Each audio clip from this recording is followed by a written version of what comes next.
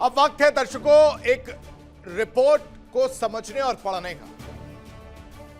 एक रिपोर्ट में कहानी क्या बताई जा रही है, क्योंकि आप सबके मन में एक सवाल होगा कि इस जंग से क्या हासिल हो रहा है।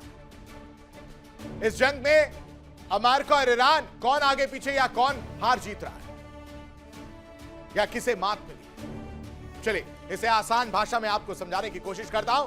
ग्राफिक्स के जरिए आप समझिए कि कहानी क्या है।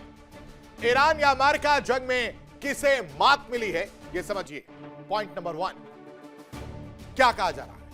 50% अमेरिकियों ने कहा ट्रंप ईरान के परमाणु कार्यक्रम को खत्म नहीं करवा पाएंगे। यही तो मकसद था ट्रंप का कि परमाणु कार्यक्रम रुके, परमाणु हथियार ना बना ईरान, और उस पर ही सवालिया निशान अमेरिका के लोगों ने उठा दिया। 50% लोग कह रहे हैं कि डोनाल्ड ट्रंप ऐसा नहीं करवा पाएंगे। दूसरा पॉइंट अगर समझे तो 22% लोगों के मुताबिक सैन्य शक्ति से परमाणु कार्यक्रम खत्म किया जा सकता है। ये सिर्फ और सिर्फ 22% लोग ऐसा मानते हैं। लेकिन ईरान के अगर ज्योग्राफिकल वे को समझने की कोशिश करेंगे वो इतना आसान नहीं रहने वाला। ग्राउंड पर बूट्स नहीं रखे जा सकते, बहुत मुश्किल हो। साथ ही साथ 52% लोगों का कहना था कि जंग को बिना किसी समझौते के भी खत्म करने की जरूरत है, यानी कोई समझौता मत करो और इस जंग को यहीं खत्म कर देना चाहिए। दूसरा पॉइंट समझिए, वो रिपोर्ट क्या कहती है। 69% लोगों के मुताबिक समझौते से भी ईरान का परमाणु कार्यक्रम नहीं रुकेगा। यानी ईरान को अगर अपना परमाणु कार्यक्रम चालू रखना है तो आप चाहे समझौता कर लीजिए या कोई और बात कर लीजिए, अगर उसे परमाणु कार्यक्रम जारी रखना है तो वो जारी रखेगा। ये रिपोर्ट कहती है। इन लोगों का मानना था कि ईरान को ट्रंप दबा नहीं पाएंगे। दबा नहीं पाएंगे से मतलब है प्रेशर क्रिएट करने वाली बात, जो डोनाल्ड ट्रंप लगातार कोशिश कर रहे हैं लेकिन हो नहीं पा रहा है, वो नहीं कर पा रहे हैं ऐसा। और तो और 2/3 लोगों के मुताबिक यूएस अपने लक्ष्य को ईरान में हासिल नहीं कर सकता। यानी सारा का सारा सवाल सिर्फ और सिर्फ डोनाल्ड ट्रंप से पूछा गया। 61% लोगों का मानना है युद्ध ने आतंकवाद के खतरे को और ज्यादा बढ़ा दिया है। इस युद्ध से कुछ भी हासिल होता हुआ नजर नहीं आ रहा, कुछ नहीं मिल रहा। यह रिपोर्ट कहती है। 61% लोगों का मानना है। 49% लोग कह रहे हैं मिडिल ईस्ट की स्थिति और बिगड़ सकती है, यानी जो अभी हालात हैं वो और ज्यादा भयावह हो सकते हैं, वो और ज्यादा खतरनाक हो सकते हैं, और ज्यादा नुकसान मिडिल ईस्ट कंट्रीज को उठाना पड़ सकता है, क्योंकि इजराइल दक्षिणी लेबनान में हमला कर रहा है, अमेरिका होर्मुज में बंदर अब्बास वहां पर हमला कर रहा है, और ईरान भी पलटवार कर रहा है खाड़ी देशों पर। इसलिए हालात स्थिति को लेकर टेंशन है। 56% लोगों का मानना है कि यूएस के साथ संबंधों के कमजोर होने का खतरा मंडरा रहा है। बाकी देशों को लेकर सऊदी तो दूरी बना ही रहा है। साथ ही साथ 59% लोगों का मानना था कि ट्रंप ईरान पर ठीक फैसला नहीं ले पाएंगे या नहीं ले पाए। ईरान को लेकर जो फैसले लेने चाहिए थे वो नहीं ले पाए। ईरान को लेकर अमेरिकियों ने ट्रंप की नीति पर सवाल उठा दिया है। डोनाल्ड ट्रंप से पूछ रहे हैं कि भाई साहब आपकी नीतियां क्या थी, आपकी प्लानिंग क्या थी।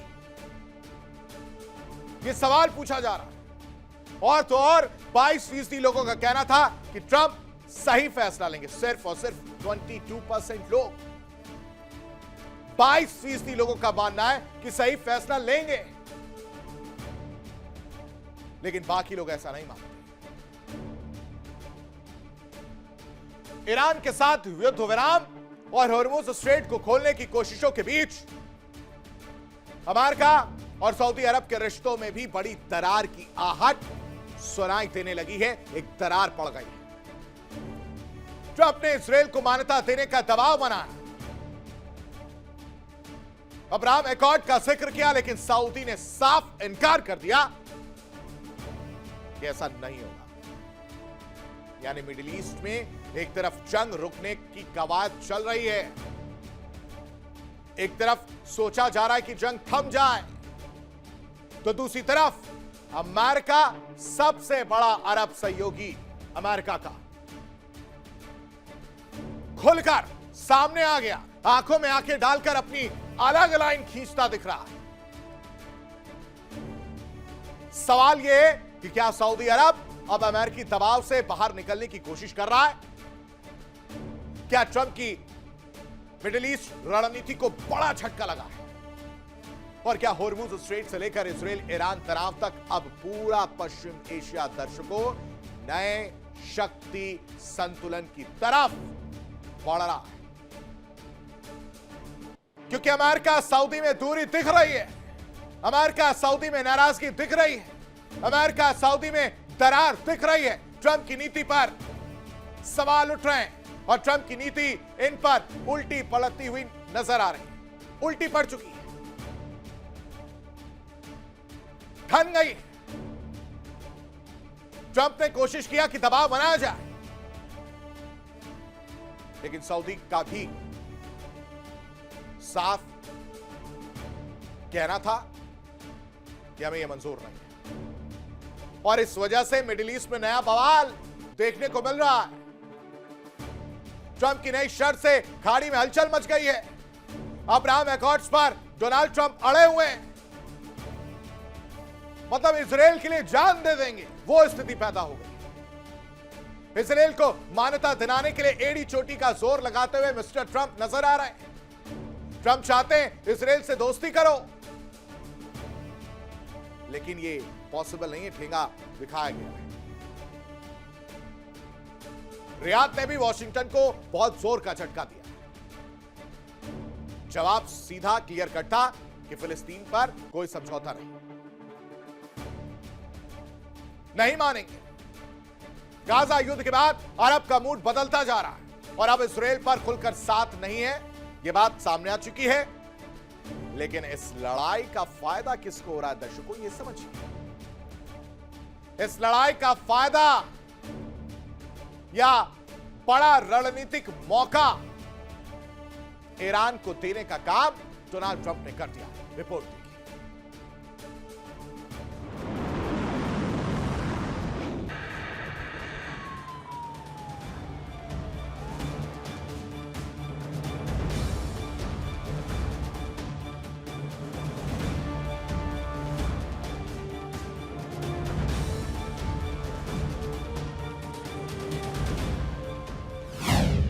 अमेरिका सऊदी में दूरी, रियाद ने बदली रणनीति। पहले अपनी सुरक्षा फिर दोस्ती, ट्रंप की नीति बड़ी उल्टी। अमेरिका और ईरान के बीच जारी तनाव अब एक नई जंग पर्दे के पीछे शुरू होती दिख रही है। इस बार मामला सीधे वॉशिंगटन और उसके सबसे पुराने अरब सहयोगी सऊदी अरब के बीच का है। वजह बनी है अमेरिकी राष्ट्रपति डोनाल्ड ट्रंप की वो नई रणनीति जिसमें उन्होंने ईरान के साथ संभावित शांति समझौते को अब्राहम अकॉर्ड से जोड़ दिया। 25 मई को ट्रंप ने सोशल मीडिया के जरिए एक बड़ा संदेश दिया। उन्होंने कहा कि ईरान के साथ किसी भी शांति समझौते का हिस्सा बनने के लिए मुस्लिम देशों को एक साथ अब्राहम अकॉर्ड्स पर हस्ताक्षर करने होंगे। ट्रंप ने खास तौर पर सऊदी अरब, कतर का नाम लेते हुए इजराइल के साथ रिश्ते सामान्य करने की बात कही। लेकिन ट्रंप की अपील खाड़ी देशों, खासकर सऊदी अरब को बिल्कुल पसंद नहीं आई। कुछ ही घंटों बाद रियाद की तरफ से संकेत दिया गया कि सऊदी का पुराना रुख नहीं बदला है। सऊदी अधिकारियों ने साफ कहा कि जब तक फिलिस्तीनी राष्ट्र के गठन के लिए स्पष्ट रास्ता तय नहीं होता, तब तक इजराइल के साथ सामान्य संबंध संभव नहीं है। इस प्रतिक्रिया ने साफ कर दिया कि गाजा युद्ध के बाद पश्चिम एशिया की राजनीति पहले जैसी नहीं रही। ये विवाद सिर्फ कूटनीति तक सीमित नहीं है, इसके पीछे होर्मुज स्ट्रेट को लेकर बढ़ता तनाव भी बड़ा कारण है। मई की शुरुआत में ट्रंप प्रशासन ने प्रोजेक्ट फ्रीडम नाम से एक सैन्य मिशन शुरू करने की कोशिश की थी। इसका मकसद होर्मुज स्ट्रेट में व्यापारिक जहाजों की सुरक्षा सुनिश्चित करना था, क्योंकि ईरान वहां अपनी पकड़ मजबूत कर चुका है। लेकिन अमेरिकी प्रशासन की सबसे बड़ी गलती यह रही कि उसने इस ऑपरेशन की घोषणा खाड़ी सहयोगियों से पूरी सहमति लिए बिना कर दी। इससे सऊदी नेतृत्व नाराज हो गया और प्रोजेक्ट फ्रीडम सिर्फ 36 घंटे के भीतर ठप पड़ गया। सऊदी अरब अब अमेरिका की हर रणनीति का आंख बंद करके समर्थन नहीं करना चाहता। इसकी सबसे बड़ी वजह ईरान का सीधा खतरा है। तेहरान पहले चेतावनी दे चुका है कि अगर किसी खाड़ी देश ने अमेरिकी या इजरायली सैन्य कार्रवाई के लिए अपना एयर स्पेस इस्तेमाल करने दिया तो उसे भी जवाबी हमले का सामना करना पड़ेगा। उधर ईरान इस पूरी घटना को अपने लिए रणनीतिक मौके की तरह देख रहा है। अमेरिका जहां एक बड़ा एंटी ईरान गठबंधन बनाने की कोशिश कर रहा है, वहां ईरान खाड़ी देशों और वॉशिंगटन के बीच बढ़ती दूरी का फायदा उठाने में लगा है। विश्लेषकों का मानना है कि ट्रंप की अब्राहम अकॉर्ड्स फर्स्ट वाली रणनीति ने उल्टा असर किया है। इससे अमेरिका के सहयोगी देश ही असहज हो गए हैं और वो अब अपने सुरक्षा हितों को प्राथमिकता दे रहे हैं। Bureau report, India daily. दुनिया ईरान इजराइल टकराव से उठी जंग की आहट सुन ही रही थी कि अब एशिया के सबसे खतरनाक मोर्चे पर किम जोंग उन के वॉर मोड ऑन कर चुके हैं। उत्तर कोरिया ने एआई तकनीक से लैस नई पीढ़ी की मिसालें दागकर साफ संदेश दे दिया है कि अब उसकी जंग सिर्फ बारूद से नहीं बल्कि स्मार्ट हथियारों से लड़ी जाएगी। यानी किम जोंग उन क्या कह रहे हैं वो समझिए। किम जोंग उन ने तैयारी कर ली है। 100 किलोमीटर तक भारी तबाही मचाने की तैयारी करते हुए नए सुपर वेपन के साथ किम नजर आ रहे हैं। परमाणु पनडुब्बी के जवाब में मिसाइलों की बारिश करने की तैयारी है। एआई मिसाइलों से कोरियाई प्रायद्वीप दहल चुका है और दहल सकता है। 100 किलोमीटर तक सटीक तबाही की जा सकती है और तो और एक साथ कई हमले की तैयारी है। एयर डिफेंस को लेकर भी समझिए, एयर डिफेंस भी इसके सामने फेल हो जाएंगे। दुश्मन के रडार को चकमा दिया जा सकता है। सीधी चेतावनी दक्षिण कोरिया को। सीमा के पास अब ये नई मिसाइलें तैनात होंगी और मुंह होगा दक्षिण कोरिया को। किम को रूस और चीन का सहयोग मिल रहा है, जिसकी पिक्चर मैंने आपको दिखाई थी, और इस बढ़ते समर्थन से हौसले बुलंद हो चुके हैं। उत्तर कोरिया की आक्रामकता बढ़ गई है और इसलिए सवाल उठ रहा है कि क्या एशिया में नया युद्ध करीब है। ईरान संकट के बाद दुनिया इस वक्त हाई अलर्ट पर है और तो और ये कहानी टकराव की रही है। सवाल ये, क्या दुनिया एक और बड़े टकराव की तरफ बढ़ रही है दर्शकों? क्या तेल, ताकत और परमाणु धमकियों के बीच कूटनीति दम तोड़ देगी?